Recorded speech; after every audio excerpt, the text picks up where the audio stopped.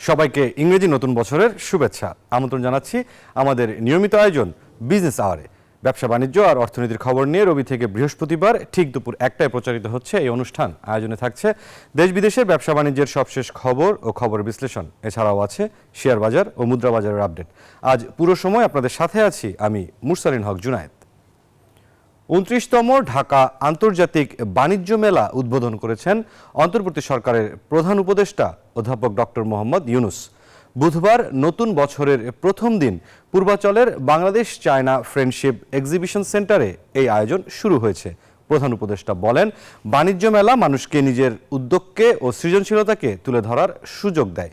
এ সুযোগ কাজে লাগাতে হবে, আরও সমৃদ্ধ করতে হবে দেশের রপ্তানি।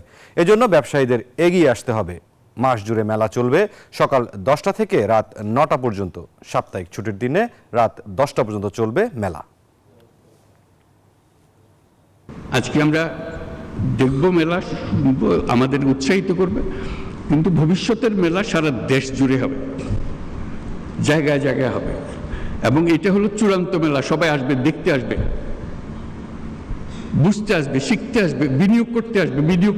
এখানে যারা দেখতে আসবে তাদের অর্ধেকাংশ হলো যারা বিনিয়োগ করতে চায়, সঙ্গী খুঁজতেছে, কোন ব্যবসাটা সে ধরবে, কোন ব্যবসাটাকে নিয়ে সে এগিয়ে যাবে। বুদ্ধিটা তো বিরাট সম্পদ, টাকার চাইতে অনেক বড় জিনিস। টাকা তো বুদ্ধির পিছিয়ে পিছিয়ে দৌড়বে। আমরা এখন বলছি টাকা নেই, টাকা নেই, টাকা নেই তো বিষয় না। বুদ্ধি নেই বলতে পারেন। কেন বুদ্ধি থাকবে না আমাদের? বুদ্ধি থাকলেই টাকা। পাহাড় সম চ্যালেঞ্জ মাথায় নিয়ে 2025-এ পা রাখছে দেশের অর্থনীতি। নতুন বছরে ব্যবসার পরিবেশ ফিরিয়ে এনে বিনিয়োগ ও কর্মসংস্থানের সুযোগ তৈরি প্রধান লক্ষ্য সরকারের সামনে। শিল্পোদ্যোক্তাদের আশা, নীতি সহায়তা ও জ্বালানি সংকট নিরসন করে তাদের পাশে থাকবে অন্তর্বর্তী সরকার। আর অর্থনীতিবিদরা বলছেন, আর্থিক খাতে শৃঙ্খলা ফিরিয়ে মূল্যস্ফীতির লাগাম টেনে ধরার দিকেও নজর থাকবে সরকারের।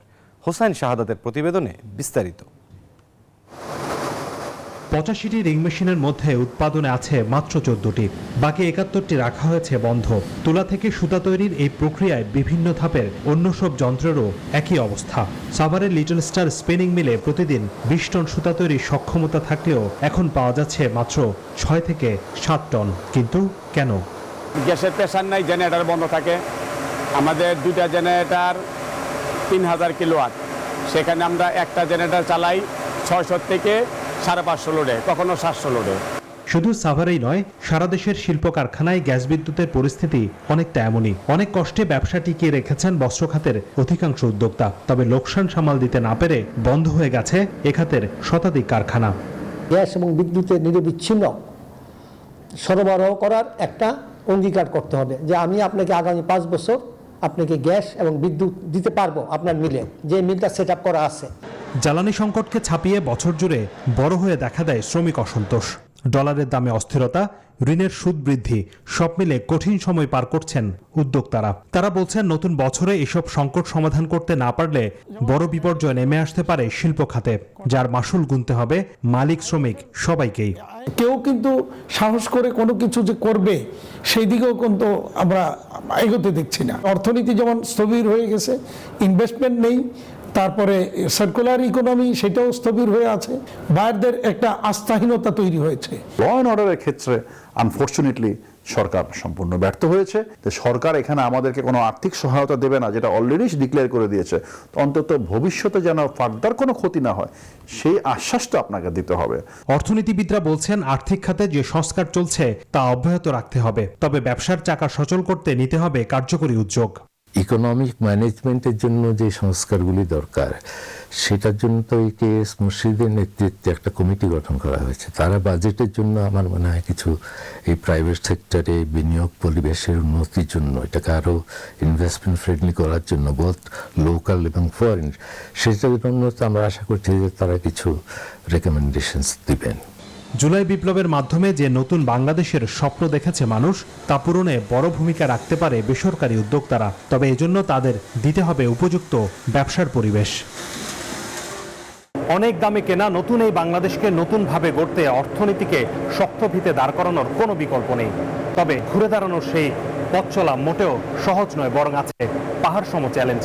তাই নতুন বছরে সরকারকে শিল্পবান্ধব নীতি গ্রহণ এবং ব্যবসার সুষ্ঠু পরিবেশ ফিরিয়ে আনার তাগিদ দিচ্ছেন ব্যবসায়ী এবং অর্থনীতিবিদরা। হোসাইন শাহাদাত, নিউজ 24, সাভার, ঢাকা। দর্শক, এবার আমাদের নিয়মিত যে আয়োজন সংবাদ বিশ্লেষণের পালা। আজকের বিষয় নতুন বছরে অর্থনীতি, প্রত্যাশা ও চ্যালেঞ্জ। অতিথি হিসাবে আমাদের সাথে আজ যুক্ত হচ্ছেন অর্থনীতিবিদ ডক্টর মাহফুজ কবির। আমরা স্বাগত জানাতে চাই তাকে বিজনেস আওয়ারে। ডক্টর মাহফুজ কবির, নতুন বছরের শুভেচ্ছা আপনাকে।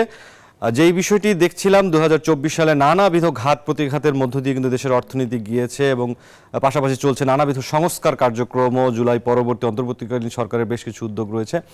তবে সব মিলে 2024 সালের নেতিবাচক দিকটি কিন্তু তুলে ধরছেন উদ্যোক্তা এবং যারা অন্যান্য ব্যবসায়ীরা রয়েছেন, ক্ষুদ্র মাঝারি সহ বৃহৎ শিল্প খাতের সকলেই কিন্তু বলা যায় যে এক ধরনের হতাশার মধ্যেই কাটিয়েছেন গেল বছর। এবং এই বছর যে নতুন দিন শুরু হলো আজ থেকে, আপনার কাছে জানতে চাই যে পূর্বের বছরের কোন বিষয়টিকে আপনি সবচেয়ে বেশি ব্যর্থতার জায়গায় রাখবেন? হ্যাঁ, আমি ব্যর্থতা ঠিক বলবো না, আমি বলবো সীমাবদ্ধতার কথা। তার কারণ এই যে অন্তর্বর্তী সরকার, তারা কিন্তু আসলে সিভিল সোসাইটি লিড, কিছু এক্সপার্ট রয়েছেন, কিছু প্র্যাকটিশনার্স রয়েছেন, তারা কিন্তু আসলে পলিটিশিয়ান নন। তো সুতরাং রাষ্ট্র পরিচালনার যে অভিজ্ঞতা সেটা কিন্তু তাদের ওইভাবে নেই। তো এই অবস্থায় তারা আসলে অনেকটা ট্রায়াল অ্যান্ড এররের মধ্যে দিয়ে কিছুটা সময় গেছেন এবং আস্তে আস্তে জনসমর্থনের কারণে কিন্তু তারা ওই শান্তিপূর্ণভাবে তাদের কাজকর্মগুলো এগিয়ে নিচ্ছেন। তারা বেশ কিছু সংস্কার কার্যক্রম শুরু করেছেন এবং তার কিছুটা সুফল কিন্তু আমরা ইতিমধ্যেই পাচ্ছি।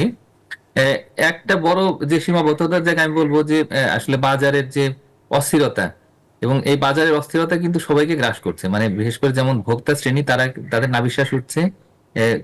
একই সঙ্গে যারা ব্যবসায়ী, তারাও কিন্তু ঠিক স্বস্তি পাচ্ছে না। তার কারণ তাদেরও তো আসলে ইনপুটটা কিনতে হচ্ছে, তাদের র ম্যাটেরিয়াল, ইন্টারমিডিয়েট গুড বিশ্ববাজার থেকে হয়তো তারা যখন আমদানি করছেন। তো সেই অবস্থায় যেটা দেখা যাচ্ছে যে মজুরির যে বৃদ্ধির যে একটা চাপ তারা কিন্তু লক্ষ্য করেছেন, এবং মজুরির বৃদ্ধির পেছনের কারণটা ছিল যে মূল্য বৃদ্ধি। তো এই একটা অস্বস্তি নিয়ে কিন্তু সরকার কাজ করছে। আর একই সঙ্গে যে ঋণের সুদের হার অনেক উচ্চ হওয়ার কারণে ব্যবসায়ীরা কিন্তু আসলে বিনিয়োগে উৎসাহী হচ্ছেন না।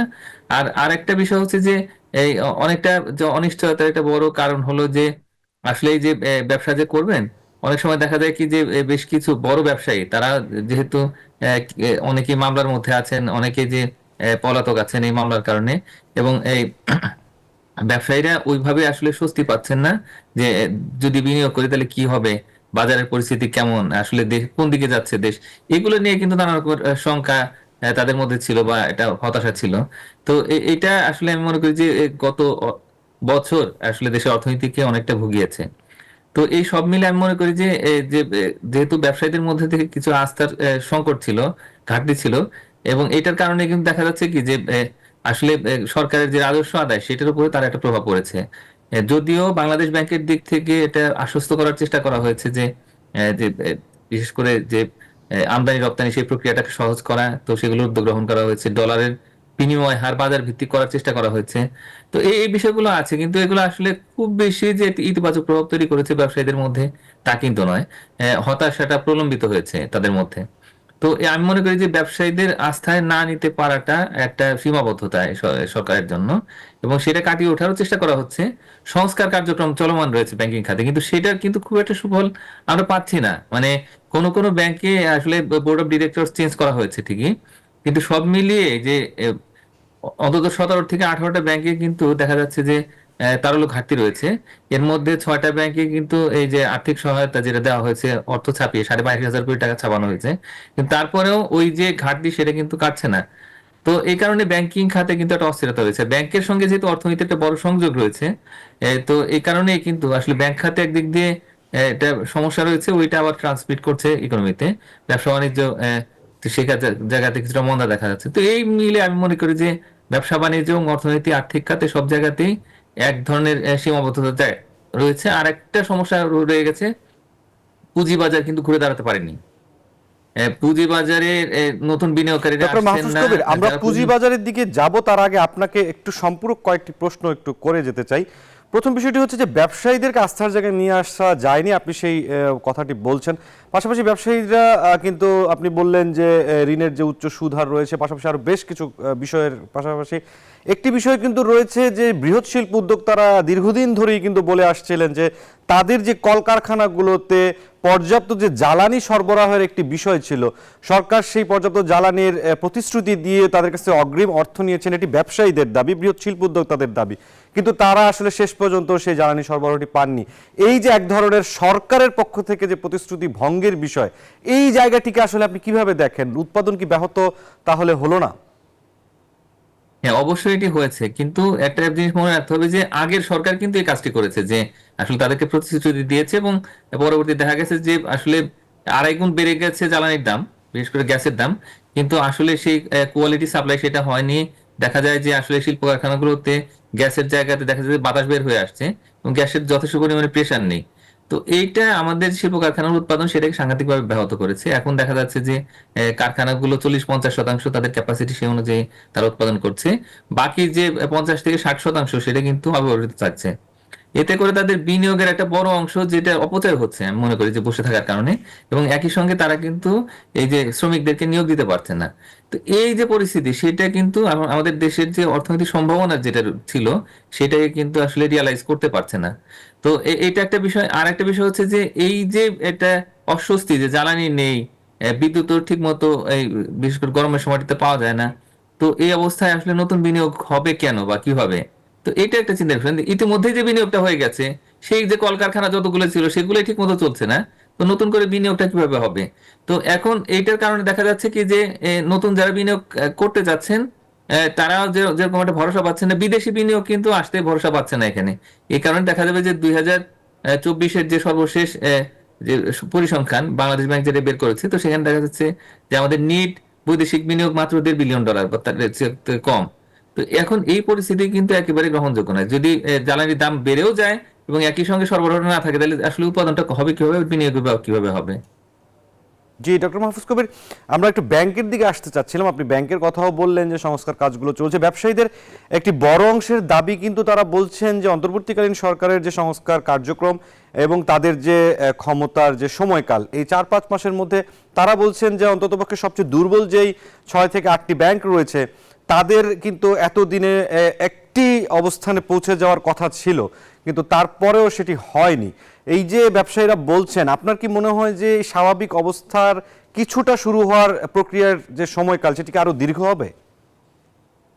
না, আসলে ব্যাংকের যে পরিস্থিতি, মানে এত বিপুল পরিমাণে যে খেলাপি ঋণ জমে গেছে এবং টাকা পাম্প করে বাইরে নিয়ে যাওয়া হয়েছে, মানে যে একদিকে হলো বিপুল পরিমাণে খেলাপি ঋণ, অন্যদিকে অর্থ পাচার, এবং এই দুটোর যে চাপ সেটা সহ্য করা কিন্তু ব্যাংকের জন্য কঠিন। অন্যদিকে যেহেতু সংকোচনমূলক মুদ্রানীতি রয়েছে এবং বিধিনিষেধ রয়েছে এই সমস্ত দুর্বল ব্যাংকগুলোর ক্ষেত্রে, যে তারা তাদের নর্মাল অপারেশন গুলো করতে পারবে না, এই কারণে দেখা যাচ্ছে তারা কিন্তু এই ঋণদান প্রক্রিয়া, ব্যবসা বাণিজ্যের বিনিয়োগ, সেগুলো কিন্তু তারা সেভাবে করতে পারছে না। তো সব মিলে যে পরিস্থিতি, তাতে কিন্তু আসলে আমাদের জন্য, আর বিশেষ করে যে আমি বলবো যে ব্যাংকিং খাতের যে সংস্কারের কার্যক্রম শুরু হয়েছে, সেটা কিন্তু কাঙ্ক্ষিত গতি পাচ্ছে না এবং দুর্বল ব্যাংকগুলো দুর্বলই থাকছে। এখন যে 22,500 কোটি টাকা দেওয়া হলো আর্থিক সহায়তা, মানে তারল্য সহায়তা, তো সেটাও কিন্তু এই ব্যাংকগুলোর যে স্বাভাবিক কার্যক্রম সেগুলোতে গতি আনতে পারছে না। তো এবং দেখা যাচ্ছে যে 17-18টা ব্যাংকে যেহেতু আরো ঘাটতি আছে, এবং ওই যে ঘাটতি সম্পন্ন যে সমস্ত ব্যাংক, সেগুলো আবার ইন্টার ব্যাংক বোরিং এর মাধ্যমে অন্য ব্যাংকগুলোর থেকে অর্থ নিয়ে আসছে, যে অর্থগুলো আসলে দেশের ব্যবসা বাণিজ্য, শিল্প কারখানা স্থাপন, এগুলোর জন্য ব্যবহার করা যেত। তো সব মিলিয়ে পুরো ব্যাংক খাতে দেখা যাচ্ছে যে একটা দুষ্ট চক্রের মধ্যে ঘুরপাক খাচ্ছে। এবং এই যে বেশ কয়েক মাস হয়ে গেল, এর মধ্যে সরকারের অন্য কার্যক্রম সংস্কার কার্যক্রম ভালো হচ্ছে, কিন্তু এই এক ব্যাংকিং খাতে আমি মনে করি যে এই বাংলাদেশ ব্যাংকের যে ডিরেকশন গুলো, সেগুলো কিন্তু, বা তাদের যে ইনিশিয়েটিভ গুলো, সেগুলো কিন্তু খুব একটা যে প্রোগ্রেস করেছে এটাকে বলা যায় না। ডক্টর মাহফুজ কবির, আমরা একটু আরেকটি বিষয় দেখে আসবো, একটি সংবাদে আপনি আমাদের সাথে থাকবেন। বাংলাদেশ প্রতিদিনে নতুন বছরের যে প্রত্যাশা, সেই বিষয়ে একটি গোল টেবিল বৈঠক হচ্ছে, আমরা একটু সেখান থেকে ঘুরে আসতে চাই। তবে আমার মানুষের একটু আগে আমার এক ভাই বলছেন যে মানুষের প্রত্যাশা বা আশা তো সবসময় আকাশচুম্বী থাকে, আমারও অনেকটা তাই। আমি চাই যে আমাদের দেশ দারিদ্র্য থেকে একটা সম্পদশালী দেশে পরিণত হোক। আমি চাই আমাদের একটা বিশৃঙ্খল সমাজ থেকে আমরা একটা শৃঙ্খলাবদ্ধ সমাজে আমরা পরিণত হই। আমি চাই যে আমাদের আজকাল যেই এক ধরনের পারস্পরিক অবিশ্বাস শত্রুতাপূর্ণ একটা সমাজ থেকে আমরা একটা বন্ধুত্বপূর্ণ সমাজে পরিণত করি নিজের সমাজকে। আমরা চাই যে একটা সহিংস সমাজ থেকে একটা অহিংস বা স্থিতিশীল বা শৃঙ্খলাপূর্ণ একটা সমাজে পরিণত করতে চাই। এগুলি হলো আমাদের সাধারণ চাওয়া।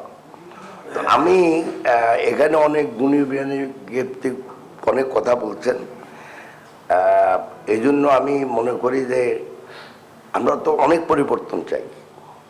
তো এখানে যে কথাগুলো আসছে সংস্কারের মাধ্যমে পরিবর্তন, সংবিধান, গণতন্ত্র, নির্বাচন, শাসন বা সুশাসন বা জবাবদিহিতামূলক সরকার, এগুলো অনেক কথাই বলছেন। এগুলি কোনো কিছুর সাথে আমাদের কারোরই দ্বিমত প্রকাশ করার কোনো অবকাশ নাই এবং আমরা দ্বিমত প্রকাশও করি না। তো এই ব্যাপারে আমি কিছু বলবো না।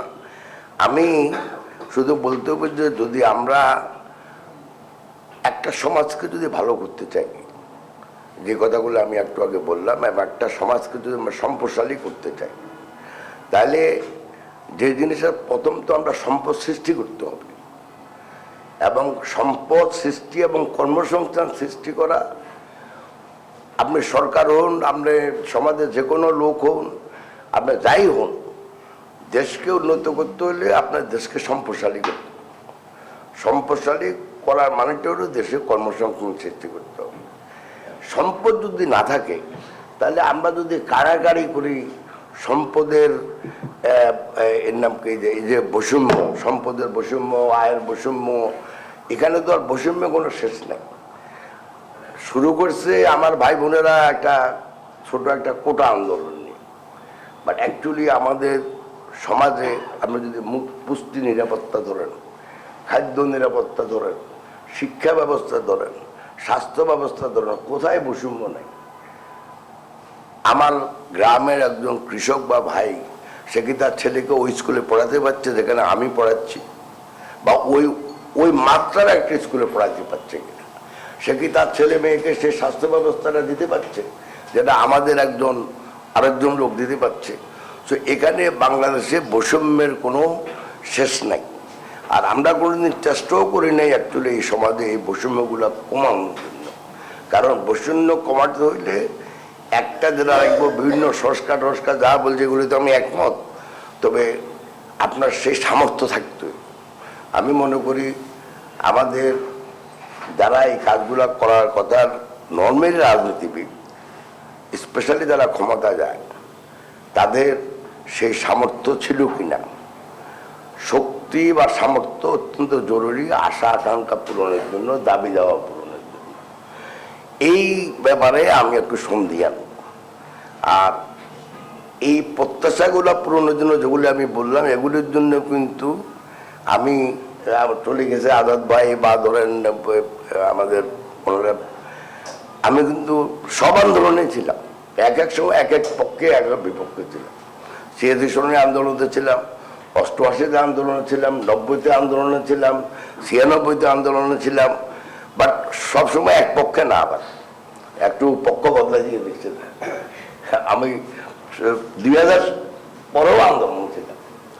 এখন কথাটা হলো যে, অতএব আমার মূল কথা হলো, যদি আমরা সমাজে সম্পদ সৃষ্টি করতে চাই, তাহলে প্রথম যেটা দরকার আমাদের সামাজিক শৃঙ্খলা। এখন আপনারাই বলেন যে একটা সমাজে যদি একজন একজনকে বিশ্বাস না করে, পারস্পরিক বিশ্বাসের পরিবর্তে যদি আমরা একজনকে শত্রু মনে করি, যে কারণেই হোক, তারপরে যেই সমাজে অপরাধের হার দিন দিন বেড়ে যাচ্ছে, যে সমাজে হত্যাকাণ্ড, খুন, গুম, সহিংসতা দিন দিন বেড়ে যাচ্ছে, যে সমাজে আমি দেখি প্রতিটি পরিবার যাদের সাথে আমার কথা হয়, কোনো না কোনো বলে তারা এক ধরনের বিপর্যয়ের সম্মুখীন।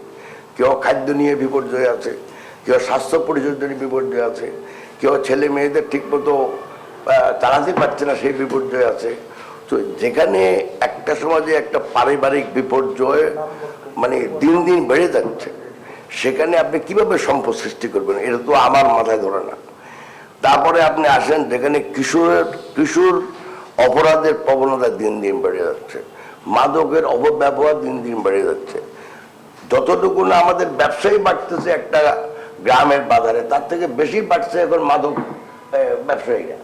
তো আপনি ওই সমাজে কিভাবে সম্পদ সৃষ্টি করবেন, এটা তো আমার কাছে একটু আশ্চর্য লাগে।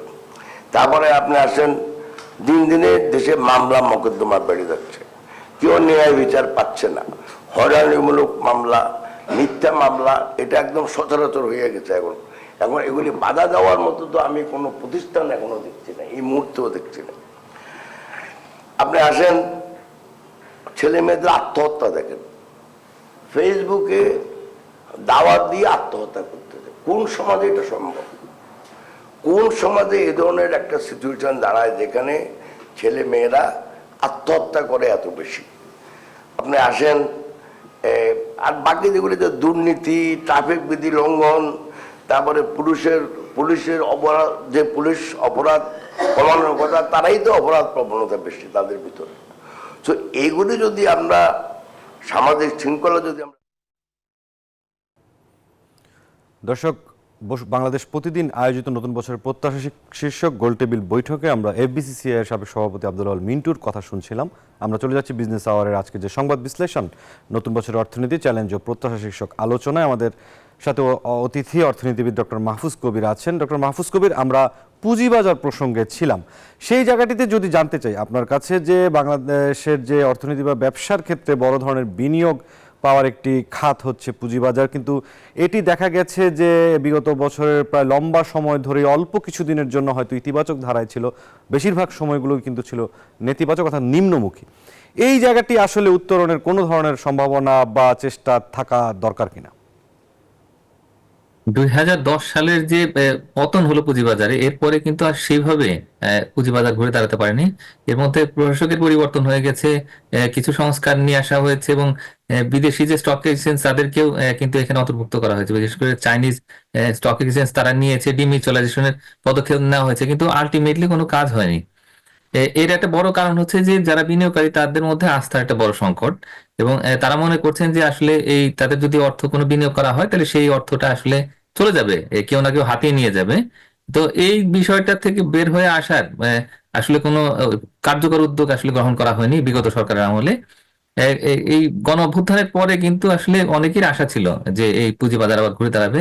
প্রথম দিকে দেখা গেল যে বেশ কিছু পরিমাণে পুঁজি আসলে এখানে এসছে, কিন্তু আবার হঠাৎ করে সেই পুঁজিটা চলে গেছে এবং এরপরে সরকারি বিনিয়োগ এসছে, বিনিয়োগের সুযোগ এসছে, কিন্তু আলটিমেটলি আসলে পুঁজিবাজারের অবস্থা কিন্তু আর খুব একটা ভালো হচ্ছে না। এখন নতুন বিনিয়োগকারীরাও আসতে সাহস পাচ্ছে না। এখন পুঁজিবাজার আসলে কেন? এখান থেকে পুঁজির যোগানটা আসবে মূলত যে শিল্প কারখানা সেগুলো স্থাপনের জন্য দীর্ঘমেয়াদী যে পুঁজি সরবরাহ, এবং একই সঙ্গে যে চলমান যে সমস্ত ব্যবসা বাণিজ্য তার জন্য বিপুল পরিমাণে পুঁজি, তার যোগানটা আসবে আসলে এই পুঁজিবাজার থেকে। বিদেশি উদ্যোক্তারা পুঁজিবাজার থেকে আসলে অর্থ সংগ্রহ করবেন। তো এই ধরনের বিষয় একটা সারা পৃথিবীতে চলছে, কিন্তু আমাদের দেশে আসলে এই ব্যাংকগুলো থেকে আমরা আসলে ঋণগুলো নিচ্ছি, তার কারণ পুঁজিবাজার সেরকম কোনো আস্থার জায়গা হতে পারছে না। এখন এই অবস্থা থেকে বের করার জন্য কিন্তু একটা টাস্কফোর্স গঠন করা হয়েছে, এবং নতুন প্রশাসক এসেও কিন্তু বিভিন্ন রকমের প্রতিশ্রুতি দেওয়ার পরেও খুব একটা লাভ হচ্ছে না। আমি মনে করি যে এখন এই ব্যাংক খাতে সংস্কারের পাশাপাশি হলে পুঁজি বাজারটাকে কিভাবে সংস্কার করে জনগণের বিনিয়োগের জায়গা হিসেবে এটাকে প্রতিষ্ঠিত করা যায় সেভাবে চিন্তা করতে হবে। শুধুমাত্র ব্যাংকে সুদের হার বাড়িয়ে দিলেই ওই ইনসেন্টিভটা কিন্তু কাজ করবে না, এতে বরং কাউন্টার প্রোডাক্টিভ হবে আমাদের ইনভেস্টমেন্ট গুলো। বরং এই পুঁজি বাজারে কিভাবে মানুষ আস্থার সঙ্গে বিনিয়োগ করতে পারে সেই বিষয়টা একটু আমাদের মনে হয় যে খতিয়ে দেখা উচিত, এবং সেই অনুযায়ী ব্যবস্থা গ্রহণ করা উচিত। মাহফুজ কবির, আমরা যদি সামগ্রিকভাবে আপনার কাছে খুব সংক্ষেপে জানতে চাই যে নতুন যে বছরটি শুরু হলো, আসলে কোন কোন খাতে বেশি জোর দিয়ে দেশের অর্থনৈতিক চাকাকে আরেকটু সচল করার প্রয়াস নেওয়া উচিত সরকারের? হ্যাঁ, এই মূল্যস্ফীতিটাকে প্রথম অগ্রাধিকার হিসেবে দেখতে হবে যে কিভাবে এটাকে কমানো যায়, এবং এখানে সিন্ডিকেটের দূরত্ব সেটা কমাতে হবে, উৎপাদন খরচ কমাতে হবে, এবং এটার জন্য আসলে ব্যাংকের সুদের হার কমাতে হবে, এবং ব্যাংকের সুদের হার কমিয়ে আসলে বিনিয়োগের জায়গাটা প্রশস্ত করে দিতে হবে, এবং দেশি এবং বিদেশি বিনিয়োগ দুইটাকে আকর্ষণ করতে হবে। এইটা যদি হয় তাহলে সেক্ষেত্রে কর্মসংস্থান তৈরি হবে, নতুন উদ্যোক্তা তৈরির উদ্যোগ নিতে হবে, বিশেষ করে যে তরুণ যারা শিক্ষিত জনগোষ্ঠী তাদের জন্য অল্প সুদে সহজ শর্তে ঋণের ব্যবস্থা করতে হবে। এর জন্য প্রয়োজনে এটা আলাদা করে তহবিল তৈরি করতে হবে বাংলাদেশ ব্যাংকে, এবং এই সংকোচনমূলক মুদ্রানীতি থেকে নমনীয় একটা মুদ্রানীতির দিকে আসলে বাংলাদেশ ব্যাংকে যেতে হবে, এবং সার্বিকভাবে আমি মনে করি যে ব্যাংক খাতের সংস্কারটাকে ত্বরান্বিত করতে হবে, যাতে করে এই যে এখানে যে একটা বড় রকমের চাপ তৈরি হয়েছে, ব্যাংক দুর্বল হয়েছে এবং আসলে কোনো ভরসা পাচ্ছেন না, আমানতকারীরাও পাচ্ছেন না, আসলে যারা ব্যাংক চালাচ্ছেন তারাও কিন্তু খুব একটা ভরসা পাচ্ছেন না। ওই জায়গাতে ভরসার পরিবেশ তৈরি করে দিতে হবে। এইভাবে করে যদি আমরা একটা ইতিবাচক সংস্কারের দিকে যেতে পারি অর্থনীতির, তাহলে সেক্ষেত্রে আমি মনে করি যে এই অর্থনীতির অনেক সম্ভাবনা রয়েছে, প্রবৃদ্ধি বাড়বে এবং কর্মসংস্থান বাড়বে, বিনিয়োগ বাড়বে এবং সব মিলিয়ে একটা গতিশীলতা চলে আসবে বাংলাদেশের অর্থনীতির। আপনাকে অসংখ্য ধন্যবাদ বছরের প্রথম দিনের বিজনেস আওয়ারে যুক্ত হওয়ার জন্য। ধন্যবাদ। দর্শক, এতক্ষণ আমরা আলোচনা শুনছিলাম নতুন বছরের অর্থনীতি চ্যালেঞ্জ ও প্রত্যাশা নিয়ে। অর্থনীতিবিদ ডক্টর মাহফুজ কবিরের সাথে আমাদের আলোচনা চলছিল। খ্রিস্টাব্দ হিসেবে শুরু হলো আরও একটি নতুন বছর। যে কোনো নতুন যাত্রায় থাকে নতুন স্বপ্ন আর প্রত্যাশা। রাষ্ট্র ব্যবস্থার পরিবর্তিত পরিস্থিতির বাংলাদেশে সে প্রত্যাশা যেন অনেকটাই বাঁধ ভাঙা। ভঙ্গুর রাষ্ট্রের প্রতিটি খাত বিনির্মাণে তাই চাপও বাড়ছে অন্তর্বর্তী সরকারের উপর। সেসব চ্যালেঞ্জ উত্তরণে কোন কোন জায়গায় সরকারকে হতে হবে মনোযোগী, নানান খাতের বিশেষজ্ঞদের পর্যবেক্ষণ ও পরামর্শ নিয়ে বিস্তারিত থাকছে বিশেষ প্রতিবেদনে। এক একটি নতুন সম্ভাবনার আশা জাগিয়ে ঘটে প্রতিটি সূর্যোদয়। ক্যালেন্ডারের পাতায় ঘুরে আসে নতুন আরও একটি বছর। পুরনো বছরের সব গ্লানি কাটিয়ে রাষ্ট্র ব্যবস্থার প্রতি থাকে নাগরিকদের প্রত্যাশা। তাই চাপ থাকে রাষ্ট্র পরিচালকদের ওপরেও। জুলাই আগস্টে ছাত্র জনতার বিক্ষোভ পরবর্তী পরিবর্তিত বাংলাদেশে নতুন স্বপ্নে গোটা জাতি। নতুন বছরে আইন শৃঙ্খলা, বাজার, অর্থনীতি, নির্বাচন এবং রাজনৈতিক পরিস্থিতি সামাল দেওয়ার চাপ আছে অন্তর্বর্তী সরকারের উপর। পুলিশের তথ্য মতে 2024 সালের প্রথম 6 মাসে যেখানে গড় মামলা ছিল 15,500-এরও বেশি, সেখানে জুলাই থেকে নভেম্বরে মামলা হয়েছে গড়ে প্রায় 12,500। এই সমাজবিজ্ঞানী মনে করেন পরিসংখ্যানে অপরাধ পরিস্থিতি কিছুটা উন্নতি হলেও বাস্তব প্রত্যাশা এখনো অধরা। অপরাধ নিয়ন্ত্রণ করতে চাইলে পুলিশকে আরও বেশি পরিকল্পনা করে বাস্তব অবস্থা অধ্যয়ন করেই কিন্তু আসলে তাকে এই ব্যবস্থাগুলো নিতে হবে। 1.5 দশকের স্বৈরশাসনের উত্তরাধিকার সূত্রে পাওয়া ভঙ্গুর অর্থনীতির প্রমাণ মেলে নানান সূচকে। 2024-এর নভেম্বর পর্যন্ত দেশে সার্বিক মূল্যস্ফীতি 11%-এর বেশি, যেখানে খাদ্য মূল্যস্ফীতি 14%-এর কাছাকাছি। রপ্তানি আর প্রবাসী আয়ের মাধ্যমে রিজার্ভ $26 বিলিয়ন ছাড়ালেও নাজুক অবস্থায় বিনিয়োগ ও উৎপাদন। সরকারের এখানে নিয়ন্ত্রণ যতক্ষণ পর্যন্ত না আসবে ততক্ষণ পর্যন্ত আপনার পণ্যের দাম কমানো যাবে না। কমাইতে হইলে সরকারের এই যে মন্ত্রণালয়গুলি আছে এগুলি সমন্বয়ের দরকার আছে। নীতি প্রণয়নে দুর্নীতি বা বিশেষ গোষ্ঠীরকে সুবিধা দেওয়ার কথাকে মাথায় রেখে নীতি প্রণয়ন হয়েছে। এই জিনিসটাই অন্তর্বর্তীকালীন সরকার সম্পূর্ণ বন্ধ করেছে। রাষ্ট্র ব্যবস্থায় পট পরিবর্তনে রাজনৈতিক দলগুলোর পক্ষ থেকে আছে জাতীয় নির্বাচনের চাপ।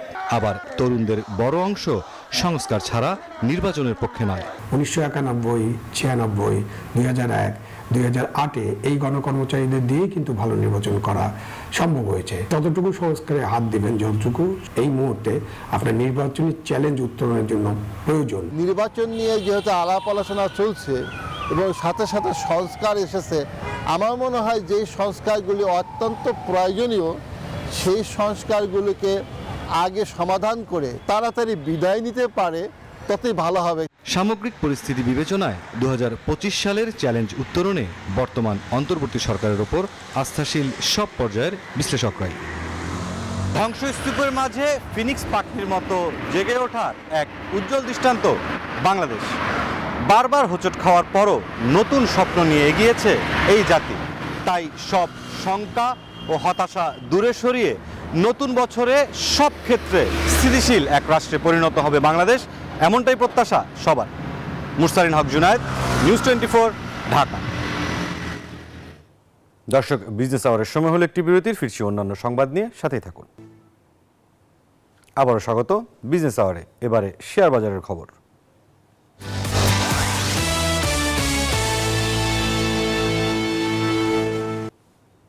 দর্শক, প্রতিদিনের মতো আমরা ঢাকা স্টক এক্সচেঞ্জের ওয়েবসাইটের মাধ্যমে জেনে নিব পুঁজিবাজারের সব শেষ কী অবস্থা। বছরের প্রথম দিন আজ পুঁজিবাজারের দিকে যদি আমরা একটু লক্ষ্য করতে চাই, যে এক ধরনের মিশ্র অবস্থানের মধ্যেই রয়েছে। ডিএসএক্স ইন্ডেক্স ঊর্ধ্বমুখী আছে 6 পয়েন্ট, ডিএসএক্স ইন্ডেক্স ঊর্ধ্বমুখী আছে, পয়েন্ট বেড়েছে 7 এবং সর্বমোট 5,223 পয়েন্ট নিয়ে সূচক দাঁড়িয়ে আছে। তবে সরিয়া ভিত্তিক ইন্ডেক্স কিন্তু নিম্নমুখী প্রবণতায় রয়েছে, 1.7 পয়েন্ট কমে গিয়েছে, সূচক দাঁড়িয়ে আছে 1167 পয়েন্টে।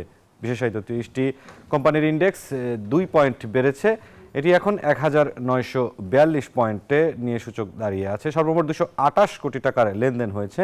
হাতবদল হওয়া শেয়ার ও মিউচুয়াল ফান্ডে কোম্পানিগুলোর মধ্যে 168টি কোম্পানির শেয়ারের দাম বেড়েছে, কমেছে 134টি কোম্পানির শেয়ারের দাম এবং 92টি কোম্পানির শেয়ারের দাম অপরিবর্তিত রয়েছে।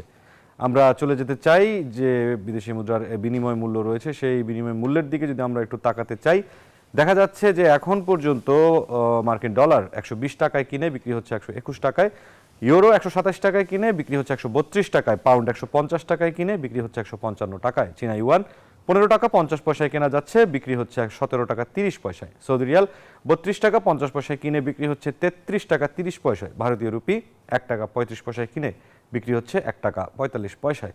আমরা যেতে চাই স্বর্ণের দরদামে। সবচেয়ে ভালো স্বর্ণ অর্থাৎ 22 ক্যারেটের স্বর্ণ প্রতি ভরি 1,38,288 টাকা, 21 ক্যারেটের স্বর্ণ প্রতি ভরি 1,32,001 টাকা, 18 ক্যারেটের স্বর্ণ প্রতি ভরি 1,13,141 টাকা এবং সনাতন স্বর্ণের প্রতি ভরি 92,869 টাকা।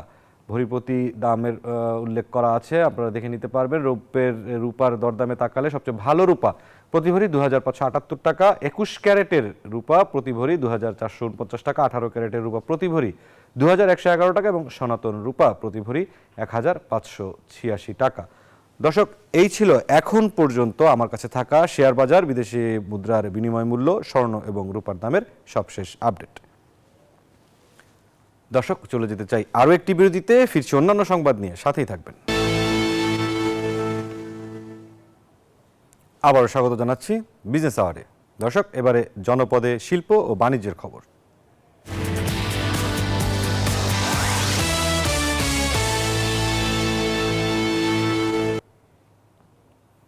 নতুন বছরে কোনো নতুনত্ব নেই কৃষকের জীবনে। যে কাজে শেষ হয়েছে আগের বছর, সেই কাজ দিয়েই শুরু নতুন বছরের প্রথম দিন। উল্টো সমস্যার শেষ নেই কৃষকদের। একদিকে বেড়েছে উৎপাদন খরচ, অন্যদিকে মধ্যস্বত্বভোগীরা খেয়ে যাচ্ছেন লাভের গুড়। সব মিলিয়ে নতুন বছরে সম্ভাবনার স্বপ্ন দেখতে সরকারের মুখাপেক্ষী কৃষকরা। অন্তরা বিশ্বাসের প্রতিবেদন।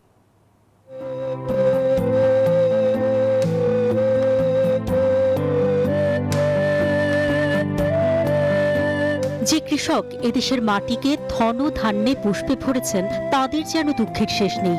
কখনো কীটপতঙ্গে খেয়ে যায় ফসল, তো কখনো সারের দাম চলে যায় নাগালের বাইরে।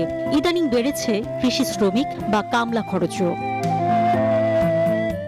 এখন কামলা নিতে গেলে আপনি কমপক্ষে 1,000 টাকা দিতে হয়, কমপক্ষে একদিন 1,000। তাতে এক পাখিতে মনে করেন কতগুলো কামলা যায়, তো ওই পরিমাণ দাম তো আমরা পাই না। সঠিক সময় সার বীজ যেন আমরা পাই। দেখা গেল সরকার অনেক কিছুই করতেছে, কিন্তু কৃষকে এত কিছু পাইতেছে না। সার কীটনাশকের দাম বাড়লে বেড়ে যায় উৎপাদন খরচ। সবজির দাম নিয়ে তাই খুচরো বাজারে ক্রেতাদের যতই অভিযোগ থাকুক না কেন, কৃষকের ন্যায্য মূল্য থেকে যায় ধরা ছোঁয়ার বাইরেই। এনে ফুলকপির তেমন টাকা নেই, কে এনে যা আসে কামলার পয়সাও হয় না আর কি। আমার কাছ থেকে এক ব্যাপারী কিনে নেয়, ওই ব্যাপারীর কাছ থেকে আর এক মহাজনী কিনে নেয়। এইভাবে দাম তারা বেশি পায়, আমরা কম পাই। ট্রাক্টর কৃষিকাজকে করেছে সহজ, কিন্তু তার দামও আকাশচুম্বী। বর্তমানে এই গাড়িগুলির প্রাইস আছে প্রায় 20 থেকে 22 লক্ষ টাকা। সরকারে যদি ভর্তুকি হিসাবে কৃষকরা দিত, কৃষক সর্বোচ্চ উপকারী হইতো। ট্রাক্টরওয়ালারাও এরকম দাম নেয়, তারপরে এই সারওয়ালারাও এরকম দাম নেয়। নদী আর জমি দূষণ যেন মরার উপরে খাড়ার ঘাঁ, যা কৃষিখাতকে ক্ষতিগ্রস্ত করেছে আরো। কারখানা পানি নাই মাসে, আসে মাছ মরে যায়, এই জন্য মাছ পাওয়া যায় না, আর বৃষ্টি নাই। কীটনাশক আর সার জমিকে উর্বর করলেও রয়েছে পার্শ্ব প্রতিক্রিয়া। নিজের হাতে ওটা তো সার টার কিছু দেওয়া না, ওটা ভালোই লাগে। ক্ষেতের গুলা সার সুর দেওয়া হয়, সার ছাড়া তো হয় না। নানাবিধ সমস্যার মাঝেও এই কৃষকেরাই মেটাচ্ছেন বাংলাদেশের সিংহভাগ খাদ্যের চাহিদা। সুজলা সুফলা শস্য শ্যামলা আমাদের এই বাংলাদেশ, আর এই সোনার বাংলাদেশ গড়ার অন্যতম কারিগর হচ্ছেন আমাদের এই কৃষকেরা। তাদের সুখ দুঃখের কথা ভাববে সবাই। নতুন বছরে এটাই তাদের প্রত্যাশা। অন্তরা বিশ্বাস, নিউজ 24, মানিকগঞ্জ। এবারে বিশ্ব বাণিজ্যের খবর।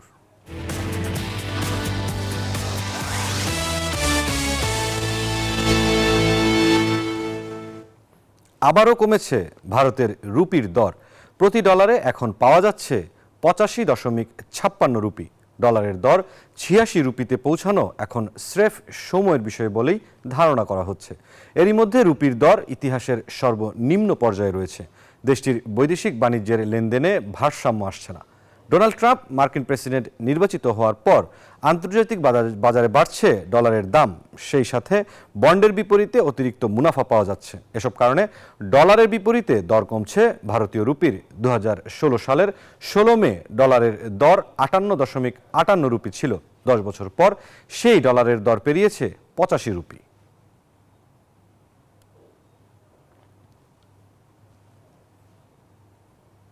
অবশেষে ঘটতে যাচ্ছে ইউক্রেনের মাধ্যমে ইউরোপে রাশিয়ার গ্যাস সরবরাহ যুগের সমাপ্তি। নতুন বছরের শুরুতেই মস্কোর দীর্ঘ সময়ের আধিপত্যের পর্দা নামতে চলেছে ইউরোপীয় গ্যাস বাজারে। তবে রুশ সরকার জানিয়েছে নতুন বছরে আত্মবিশ্বাসের সাথেই এগিয়ে যাবে রাশিয়া। আর ইউক্রেনে রুশ আগ্রাসন বন্ধ করতে যুক্তরাষ্ট্র পাশে থাকবে, এমনটাই প্রত্যাশা কিয়েভের। ইউক্রেন ছিল ইউরোপে রাশিয়ার প্রাচীনতম গ্যাস রপ্তানির রুট। সোভিয়েত আমলে নির্মিত একটি পাইপলাইন দিয়ে সরবরাহ করা হতো এই গ্যাস।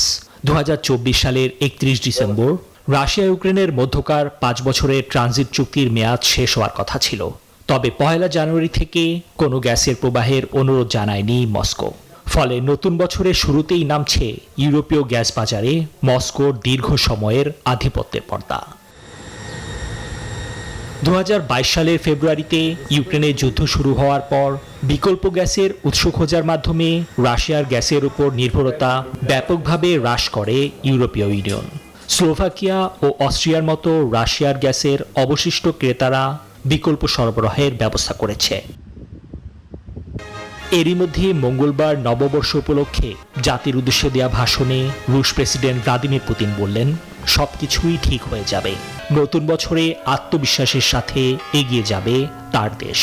তবে নতুন করে অর্থনীতি বা ইউক্রেন যুদ্ধ নিয়ে দেননি কোনো নির্দিষ্ট প্রতিশ্রুতি। আসন্ন বছরে প্রতিদিন আমাকে এবং আমাদের সবাইকে লড়াই করতে হবে যাতে ইউক্রেন যথেষ্ট শক্তিশালী হতে পারে। এদিকে নববর্ষের ভাষণে ইউক্রেনের প্রেসিডেন্ট ভলোদিমির জেলেনস্কি জানালেন, তার দেশে রুশ আগ্রাসন রোধ করতে যুক্তরাষ্ট্র পাশে থাকবে বলে বিশ্বাস তার। আমাদের এখনো অনেক কিছুই করার আছে, তবে এরই মধ্যে যা করা হয়েছে তা নিয়ে যথাযথভাবে গর্বিত হতে পারি আমরা। ইউক্রেন রাশিয়ার চলমান যুদ্ধে বুধবার প্রথমবারের মতো নৌড্রোন দিয়ে রুশ হেলিকপ্টার ধ্বংস করার দাবি করেছে কিয়েভের সামরিক গোয়েন্দারা। নিবির আমিন, নিউজ 24। এই ছিল বিজনেস আওয়ারের আজকের আয়োজনে। সাথে থাকার জন্য ধন্যবাদ সবাইকে।